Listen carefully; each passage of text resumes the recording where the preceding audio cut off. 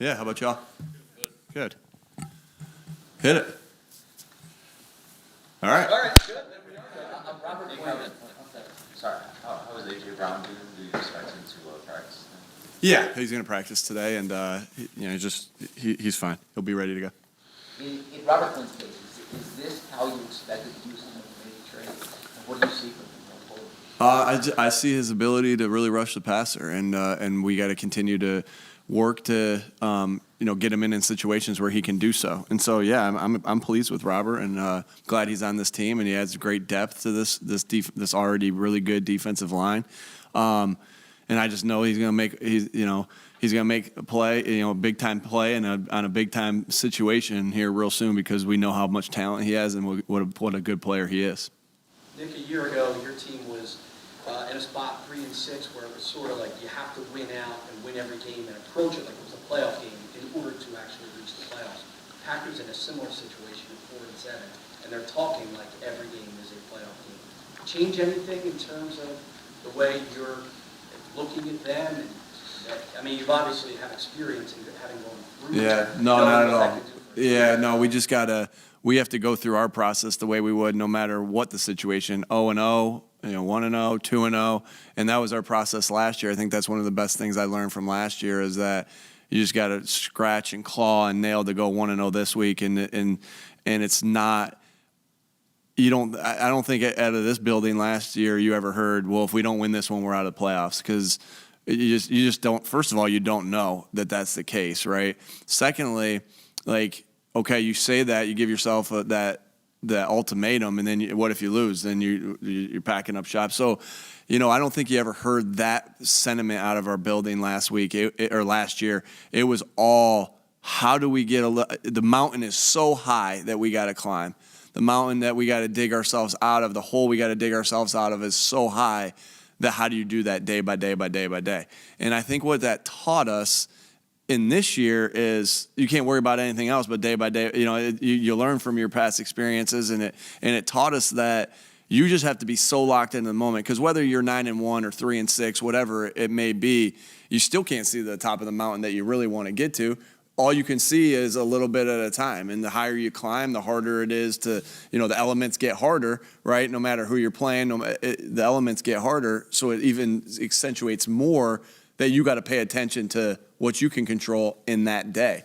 And so, yeah, I mean, that was our thought process all last year. That's our thought process now, and that's not going to change whether somebody else's thought process is different, whether it's the same. We got to handle, all we can do and control is our business, and that's all we're trying to do at this point. Brought in AJ. It was obviously Quez who was going to take the biggest hit from that. How did you approach that with him, and how has he handled it?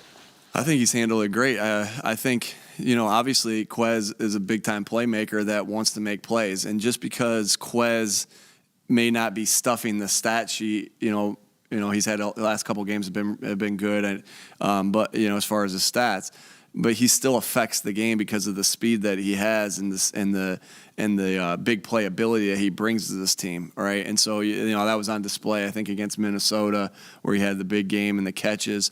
But Quez, you try to go through, and I think a lot of these questions, because I've been asked a lot of these questions, can trace back to the meeting of when we talked to everybody about their role, where I stood right there. I looked at every guy in here individually in front of their teammates. I talked to them each individually while everybody was in here, and basically spelled out their role. And Quez's role was to be able to make timely plays, just like he did last year. He had more opportunities when we needed them. Like, Quez had a really good ability of making big plays last year when we needed them, and they were usually explosive ones. And so, that was really, and it was told to him that the pass game runs through AJ, the pass game runs through Devontae, the pass game runs to Dallas, and you're going to have to take advantage of the opportunities you get. And so not everybody's going to like their role, but what you're trying to do is get everybody to accept their role and be a star at their role. Because if we're all stars at our role individually, we'll be great collectively. Now, how does that change? How does that message change at the end?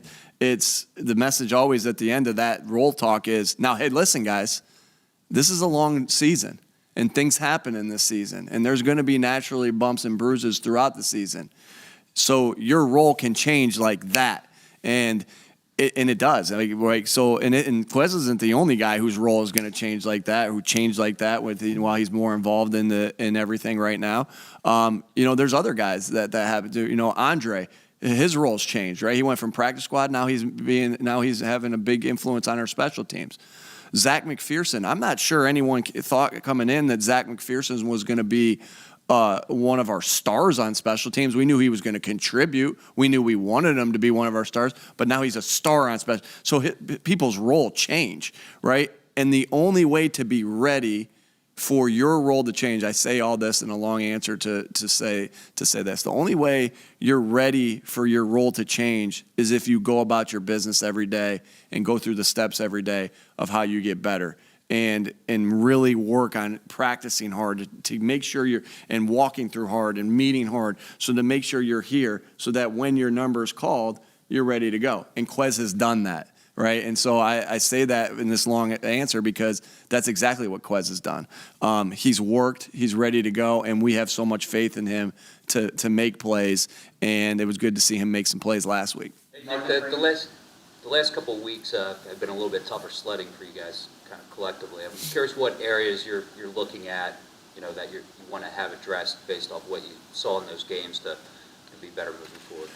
Yeah, there's obviously each game is going to present different challenges, and so I don't think there's ever a clear-cut answer to that. There's things that you want to work on individually as a team and as an offensive group that you want to get better at, and each guy has those coaching points. And I don't want to get specifics into it, to be quite honest with you, but Jalen will have his coaching points of what because I see something that he has done in these last two games that he's got to get better at, and then AJ and Devontae and Quez, they all have their own individual coaching points. I think one thing that you've seen is, the uncharacteristic fumble. Now those happen in this game, but we know how much we're rolling when we don't turn the ball over, because we know our defense is doing a great job of turning the ball over, and so that changes games. So I think, generally, the general answer for you as a team is that ball security thing.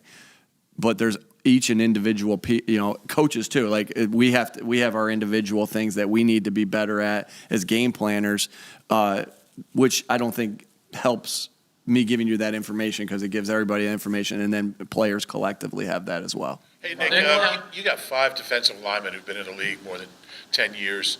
What do you think it means to the younger guys? I know you didn't bring them in to be mentors or anything, but what does it mean to the younger guys just to kind of watch It's that huge. much? Yeah, that is an enormous advantage, because I think we've talked about this before, in the sense of, hey, we have all these tapes that we're trying to teach you. Hey, here, watch how this guy, like the tapes aren't just, the teams we've been on when we're using teach tapes, right? Sometimes they are, but sometimes they're of all the people throughout the league. And so, when you, and what's great about this team is that you have the guys that have been here before too, Fletch and BG, and Jason and Lane, where you can be like, hey, watch how Lane's doing this right here. And now you get an extra step of like, yeah, here's what we're teaching him to do, like Lane, visual of what Lane's doing. Now go ahead and pick Lane's brain here. Now we just added 2 other guys that you can do that with as well, right? With our 2 new defensive tackle additions.